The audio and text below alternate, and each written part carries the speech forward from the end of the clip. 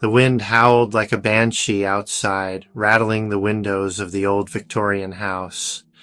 John sat alone in his dimly lit study, the flickering light of a lone candle casting long, dancing shadows upon the book-lined walls.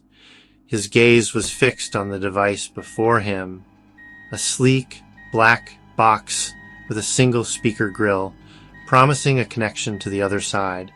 An electronic spirit box, his portal to the ethereal realm. Tonight, fueled by a potent mix of grief and morbid curiosity, he sought to make contact. He longed to hear the voice of his departed wife, to feel her presence one last time.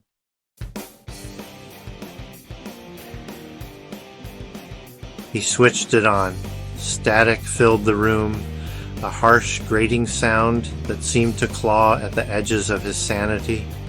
John leaned closer, his heart pounding in his chest, every nerve ending on high alert. He closed his eyes, taking a deep breath to steady himself. Then he spoke, his voice a hushed whisper in the darkness. "Is anyone there?" Silence.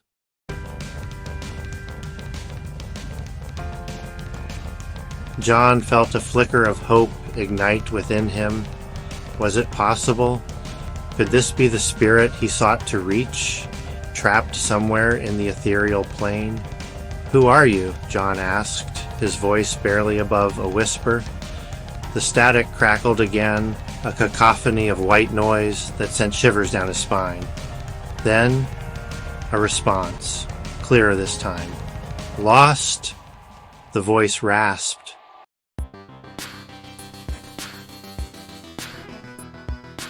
"Azazel," the voice hissed, the name seeming to cling to the air like a noxious fume.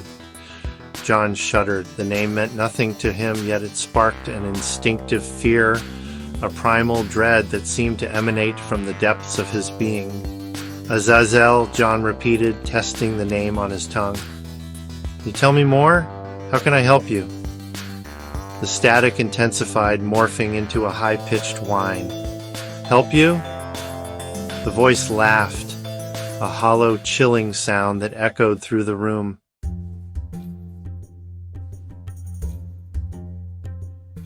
John's hand trembled as he reached for the power button on the spirit box. He had to sever the connection, to close whatever portal he had inadvertently opened. But as his fingers brushed against the cold plastic, the voice boomed through the speaker, shaking the very foundations of the house. "You cannot escape me, John." John recoiled as if struck, knocking the spirit box to the floor. The static continued for a moment, then died abruptly, leaving an eerie silence in its wake.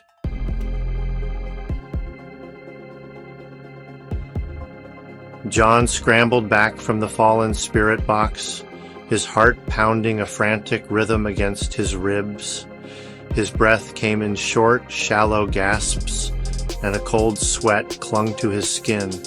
His eyes darted around the room, searching for the source of the voice, for any sign of the entity that called itself Azazel. Yet, amidst the chaos of the storm, John could sense a new presence in the room. It was a subtle shift, a prickling sensation at the back of his neck, a coldness that seemed to seep from the very walls.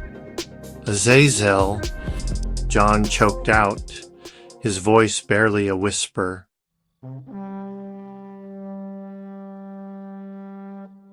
John's blood ran ice cold. The voice was no longer coming from the spirit box. It was here, in the room with him, close enough to feel its icy breath on his skin. He bolted from his chair, throwing himself towards the study door, but his escape was cut short. An unseen force slammed him back against the wall, the impact knocking the air from his lungs.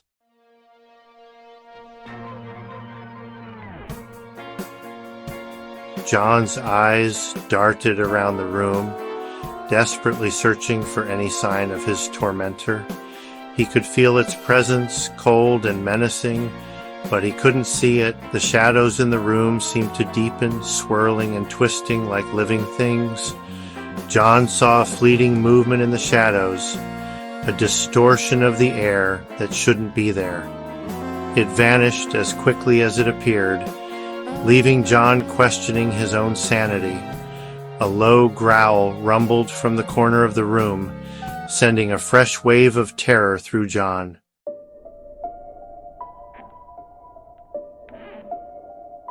The growl intensified, morphing into a guttural snarl that seemed to shake the very foundations of the house. John cowered back, his breath catching in his throat as the temperature in the room plummeted. The shadows danced with renewed vigor, twisting and contorting into grotesque shapes.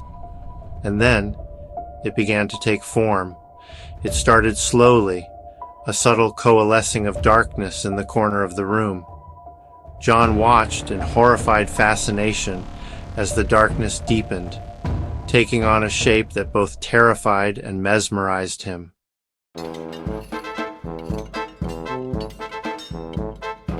The stench of sulfur and decay intensified, stinging John's nostrils and making his eyes water. He choked back a sob, his stomach churning with nausea.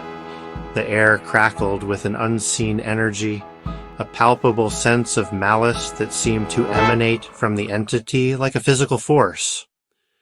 For a moment, the swirling darkness within the creature's form shifted, and John glimpsed something truly horrifying. It was a fleeting image, a glimpse into an abyss of unimaginable suffering and despair. Then, as quickly as it appeared, the vision vanished, leaving John shaken to his core.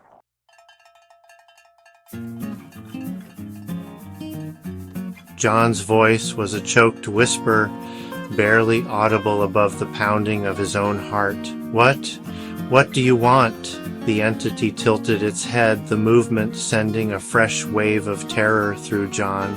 "What do I want?" the creature echoed, its voice a mocking parody of John's own. "I want what was promised, John. I want your soul." John's blood ran cold.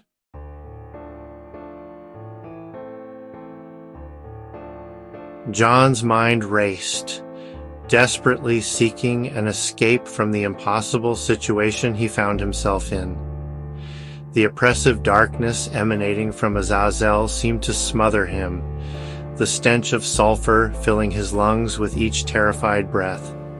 He was trapped, both physically and mentally, by an entity far older and more powerful than he could comprehend. A memory flickered through his mind, a faint echo of a conversation with a seasoned paranormal investigator. He had scoffed at the time, dismissing it as superstitious nonsense. But now, facing the embodiment of darkness, he clung to it as a drowning man clings to a piece of driftwood. "Demons," the old investigator had rasped, his voice thick with caution. "They feed on fear, on doubt. But there's one thing they can't abide." John had barely paid attention, but the next words echoed in his mind. Clear as a bell, faith, true faith, it burns them like fire. It was a long shot, a desperate gamble against an ancient evil, but John was out of options. He closed his eyes, shutting out the sight of the monstrous entity before him. He took a deep breath, trying to quell the fear that threatened to consume him. He thought of his wife, of her unwavering faith, of the love that had bound them together in life, and he clung to that memory, to the faintest glimmer of hope that it ignited within his soul.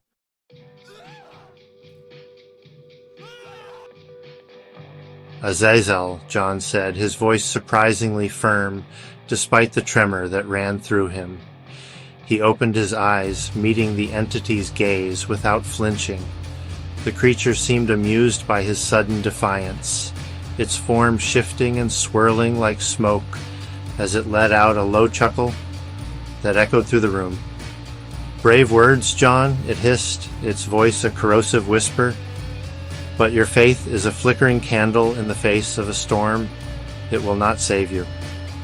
John ignored the creature's taunts, focusing instead on the memory of his wife's face, on the warmth of her love that still lingered in his heart. He drew strength from that love, from the belief that she was watching over him, that even in death they were not truly apart. "You're wrong, Azazel," John said, his voice gaining strength with each word. "My love for her, her faith, it burns brighter than any darkness you can conjure." The room seemed to grow warmer, the air shimmering with an unseen energy. The shadows that clung to Azazel recoiled as if burned, and a low growl rumbled from the entity's depths.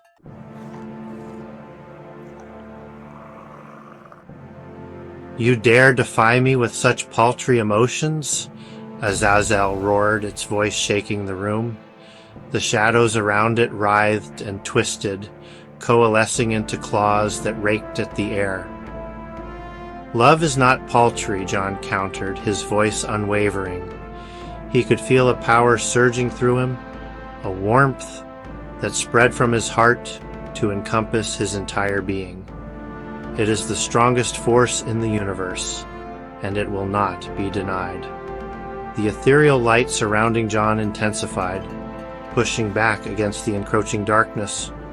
Azazel staggered back, its form flickering as if buffeted by an unseen wind. A sound escaped the entity, a mix of rage and pain that echoed through the room like a tortured scream. The shadows in the room writhed and thrashed, fighting against the encroaching light. The temperature fluctuated wildly from icy cold to searing heat as the two forces clashed. John stood firm, his gaze locked on Azazel, his heart pounding against his ribs. It was a battle for his soul, a confrontation between the darkest evil and the purest love. And in that moment, hanging in the balance, John knew that only one could prevail.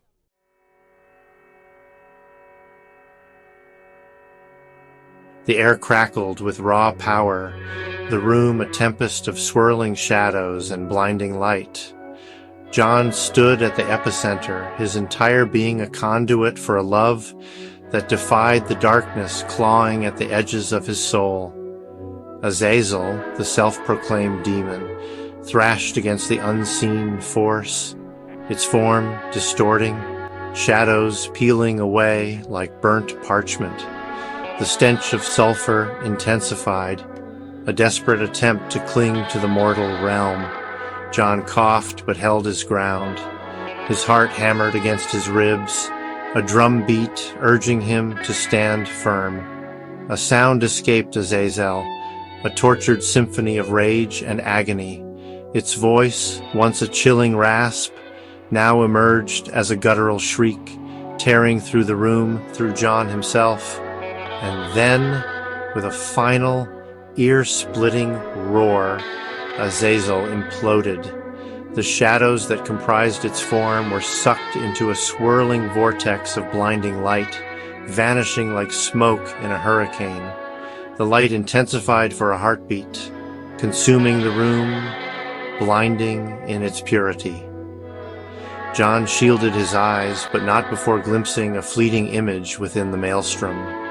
A vision of his wife, her face radiant, her hand outstretched as if beckoning him forward.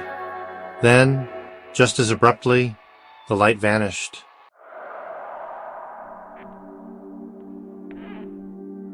Silence descended upon the study, heavy and absolute. The storm outside had subsided, leaving only the gentle patter of rain against the windows. John lowered his arm, his vision slowly returning. The room was as he remembered it. Shadows returned to their familiar corners. Only the faint scent of ozone lingered. He looked around, expecting something. A sign, a message, some lingering evidence of the entity. But there was nothing. Azazel was gone, banished back to the abyss. John sank to his knees, his legs shaky. He felt drained yet strangely exhilarated. He had emerged victorious, and in that moment he understood. It hadn't been his strength, but hers. The love they shared had been his salvation. He reached for the spirit box on the floor. He picked it up, turning it over in his hands. It seemed harmless now, almost mundane. He knew the power it held, the doors it could open. He wouldn't be so foolish again. As he stood, a faint sound caught his ear. It was coming from the spirit box, a low whisper amidst the static. John froze, his blood turning to ice. He held his breath, listening intently. The whisper came again, closer this time, clearer. And though he couldn't make out the words, he knew with chilling certainty that the darkness had not been vanquished. It had simply found a new voice.